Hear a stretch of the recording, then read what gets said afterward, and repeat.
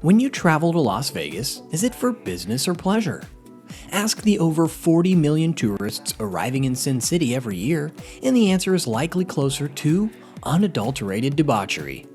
However, a recent project plans to change that and prove that business travelers are as crucial to Vegas's economy as its grand casinos, evening entertainment, and ultra-luxury hotels.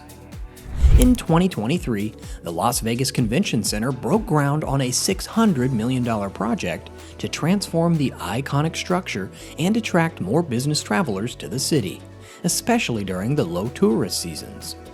What's more impressive is that this revamp comes hot on the heels of another nearly $1 billion renovation project completed in 2021. So what exactly is this staggering amount of money being spent on? And how does it stand to impact Vegas's tourism? In this video, I'll give you the lowdown. Last year, the Las Vegas Convention and Visitors Authority announced that they had begun work on revamping a section of the center. The plan, initially announced in 2016 but pushed because of the pandemic, aimed to expand the center's South Hall and give the North and Central Halls a much-needed update. The project began with plans to convert the east entrance of the 800,000 square foot South Hall into, as the CEO of the authority put it, the real entrance of the center.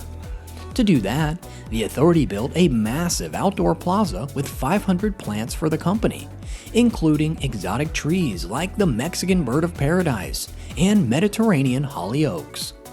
Then, on the second floor of the South Hall, constructors created a 4,000 square foot boardroom, a massive space that isn't just twice the size of the previous room, but also features a 32 by 9 foot LED screen for video presentations. Once the South Hall constructions were complete, the authority shifted its attention to improving access between various areas of the center. The result is a grand climate-controlled concourse connecting the South Hall to the North Hall. Over in the North Hall, another grand lobby is in the works, which, when complete, will replace the existing entrance between the North and Central Halls. This lobby will offer sweeping panoramic views and is designed to let in as much natural light as possible.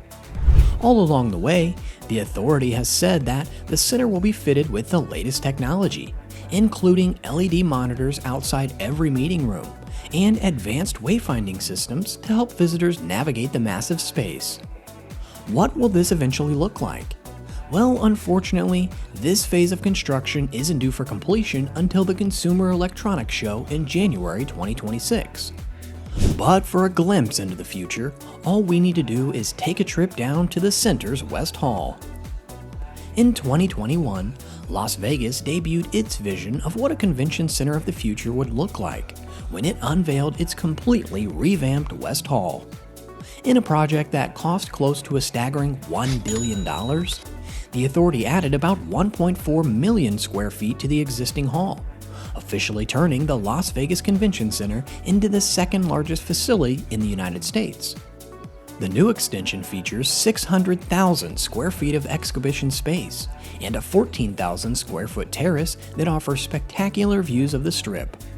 A large open-air atrium was fitted with an incredible 10,000 square foot Samsung LED display, which was soon officially named the largest video wall in the United States. Additionally, the authority also installed 16 Wayfinder displays and built 93 meeting rooms, each fitted with 49-inch displays. But that's not all. While transforming the interiors of the hall, the authority also found time to officially introduce the city to a new mode of transport, the Vegas Loop. This $52.5 million project, developed by Elon Musk's The Boring Company, was inaugurated with great fanfare in April 2021 and has since shown the potential to completely transform urban transit in Vegas. Here's how it works. Passengers are ferried from one end of the center to another in a Tesla EV through a network of underground express tunnels. The cars are capable of holding up to 16 people at a time and can go as fast as 150 miles per hour, altogether skipping traffic along the way. While the convention center currently caps the speed at 35 miles per hour, authorities say the loop significantly cuts down the amount of time it takes for visitors to travel across the 2.5 million square foot convention center.